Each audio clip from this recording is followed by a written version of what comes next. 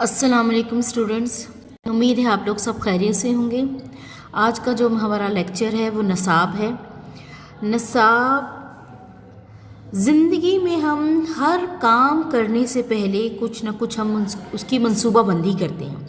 جیسے کھیلنے سے پہلے آپ کو پتہ ہونا چاہیے کہ کھیل کے میدان کے بارے میں، کھلاڑیوں کے بارے میں، کہ کون کھیلے گا، کھیل کب شروع ہوگا، اس کا اینڈ کب ہوگا، مطلب وہ کب ختم ہوگا، کون سا کھلاڑی کس پوزیشن پہ کھیلے گا۔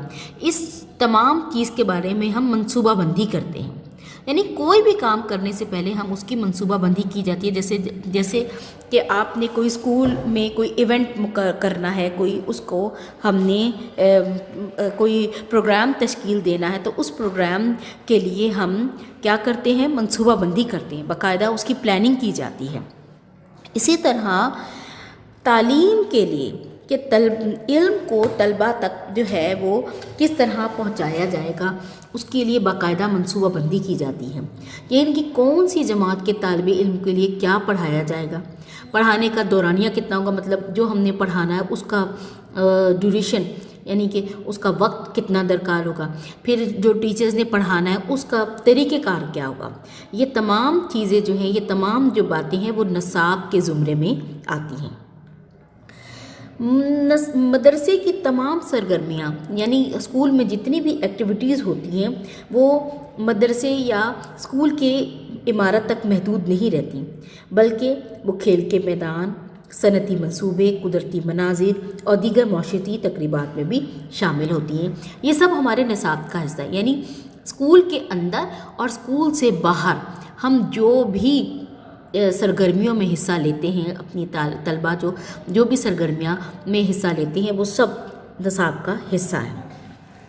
نصاب کی تعریف اگر میں آپ کو بتاؤں تو وہ یہ ہے کہ نصاب ان تمام سرگرمیوں، تجربات، مہارتوں، رجحانات، علوم اور تحقیقات پر مشتمل ہوتا ہے جو مدرسے کے زیر اہتمام بچوں کی ذہنی، اخلاقی، سماجی، روحانی اور معاشرتی کردار اور سیرت کی تعمیر کرتے ہیں۔ یعنی مدرسے کے اندر ہم جو بھی کام کرواتے ہیں، جو سرگرمیاں ان کے لیے ترتیب دی جاتی ہیں، جو تجربات ان کے لیے کروائے جاتے ہیں، کہ ان سے جو مہارتیں حاصل ہوتی ہیں، ان سب سے کیا حاصل ہوتا ہے کہ بچوں کی ذہنی، اخلاقی، سماجی، روحانی اور معاشرتی کردار کی تعمیر کرتے ہیں۔ نصاب کے اجزاء میں 4 نصاب ہیں جو ماہرین تعلیم نے مقرر کیے ہیں۔ وہ ہیں مقاصد نصاب، تدریسی مواد، تدریسی حکمت عملی اور جائزہ۔ مقاصد نصاب ہم پڑھ چکے ہیں۔ آج جو مین اس کا پوائنٹ ہے وہ ہے تدریسی مواد۔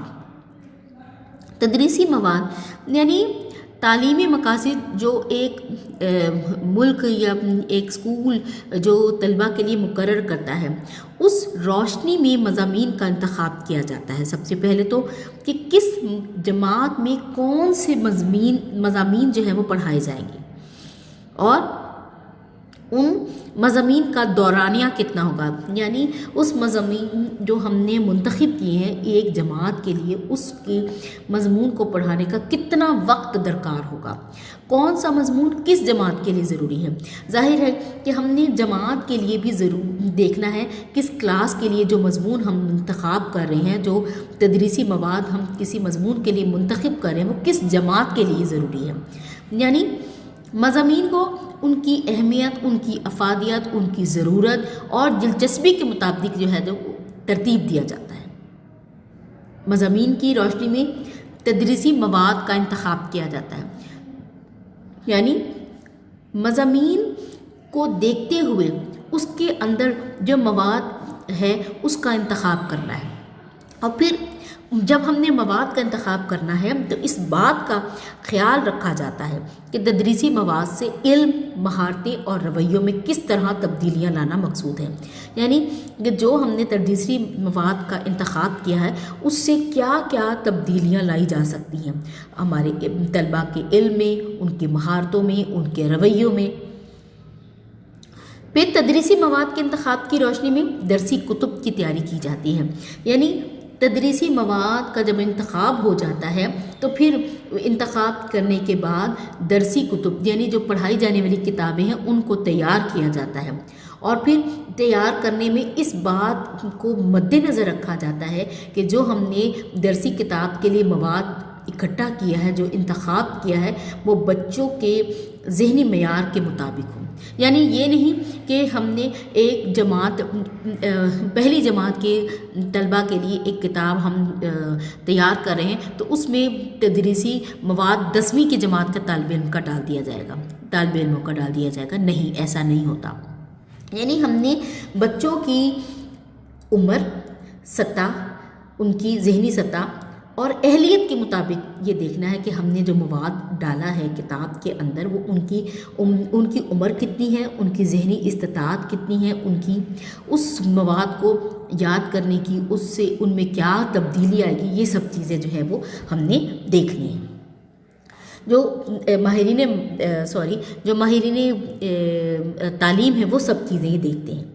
پھر آج کے دور میں علم تیزی سے بڑھ رہا ہے، معلومات میں شدت سے اضافہ ہو رہا ہے، اور علم کی وسعت کی وجہ سے ماہرین کے سامنے یہ مسئلہ پیش آ جاتا ہے، جو تعلیم کے ماہر ہیں، جو کتابیں بناتے ہیں، جو کتابیں کا مواد اکٹھا کرتے ہیں، ان کا انتخاب کرتے ہیں، ان کے لیے مسئلہ ہوتا ہے کہ وہ علم کے اتنے بڑے ذخائر میں سے کون سے اجزاء کو اس نصاب میں شامل کریں اور کون سے اجزاء کو اس میں سے اس میں سے نکال دیں یا اس کو نظر انداز کریں۔ پھر یہ بھی دیکھا جاتا ہے، ماہرین یہ بھی دیکھتے ہیں کہ کسی جماعت کے کسی مضمون میں اس مضمون کا تمام مواد ہم شامل نہیں کیا جا سکتا۔ یعنی اگر ہم نے 5ویں جماعت کے طلبہ کے لیے ایک کتاب، درسی کتاب، جو ماہرین جو ہیں وہ درسی کتاب کا انتخاب کر رہے ہیں، تو اس میں اس مضمون کو پورا کا پورا ایک کوزے کے اندر سمندر کو سمانے والا کام نہیں کریں گے، بلکہ اس مواد ایسا رکھنا ہے جو کہ مختلف جماعتوں میں تقسیم کیا جا سکے۔ یعنی کہ اگر ہم نے ماہرین جو ہیں وہ 5ویں جماعت کے لیے کوئی کتاب کی تدریسی مواد کو منتخب کر رہے ہیں تو اس کا تعلق 6ٹھی جماعت سے بھی ہوگا، 6ٹھی جماعت سے 7ویں جماعت کے طلبہ بھی وہ اس سے انٹر لنک ہوں گے۔ یعنی نفس نصاب کو نفس مضمون کی مختلف جماعتوں میں اس طرح تقسیم کرنا ہے کہ وہ طلبہ کی ذہنی سطح، عمر اور اہلیت سے مطابقت رکھتا ہو۔ یعنی ان کی طلبہ کی ذہنی سطح کتنی ہے، ان کی عمر کتنی ہے، وہ کس قدر اہلیت رکھتے ہیں، یہ سب چیزیں ہم نے ماہرین جو ہے وہ مد نظر رکھتے ہیں۔ اس کے ساتھ ساتھ یہ بھی ضروری ہوتا ہے کہ نصاب نے شامل جو تعلیمی مواد ہے اس میں تسلسل ہو۔ یہ نہیں ماہرین کرتے کہ ایک جو مواد ہم نے پہلی جماعت میں ڈالا ہے اس کے بعد ہم نے 11ویں جماعت، جو ماہرین ہیں جو 11ویں جماعت کے کتابوں میں وہ مواد ڈالیں گے، نہیں، بلکہ تسلسل کے ساتھ ایک چیز ماہرین جو ہیں وہ دیکھتے ہیں کہ ایک چیز اگر 5ویں جماعت میں طلبہ میں یہ کتاب میں ڈالی گئی تو وہی چیز، وہی مواد جو ہے تھوڑا سا اور کھول کر، تھوڑا سا اور اس کو وضاحت کے ساتھ 6ٹھی جماعت کی اس میں بھی ڈالا جائے گا، اس کی کتاب میں، درسی کتب میں، پھر اس کے ساتھ 7ویں جماعت، تاکہ طلبہ کے تعلیمی مواد میں تسلسل قائم ہو۔ پھر نصابی مواد کا انتخاب کرتے وقت ضروریات کی تکمیل، نسل کی بقا، بہتر سماجی روابط اور روزگار کی فراہمی کو بھی مد نظر رکھا جاتا ہے۔ یعنی ماہرین یہ بھی دیکھتے ہیں کہ جو ہم درسی مواد کا انتخاب کر رہے ہیں، نصابی مواد کا جو انتخاب کر رہے ہیں وہ کس حد تک ہماری ضروریات کی تکمیل کر رہا ہے، ہماری نسل کی بقا اس میں کتنی ہو رہی ہے، ہمارے معاشرے میں ہمارے سماجی روابط کس حد تک بہتر جا رہے ہیں، اور سب سے بڑھ کر اس کو حاصل کرنے کے بعد طلبہ کو روزگار کی فراہمی کس حد تک مل سکتی ہے۔ یہ سب چیزیں جو ہیں ہم ماہرین جو ہیں وہ نصابی مواد کا انتخاب کرتے ہوئے خاص طور پر دیکھتے ہیں۔ یعنی کتابوں کے مواد میں انتہائی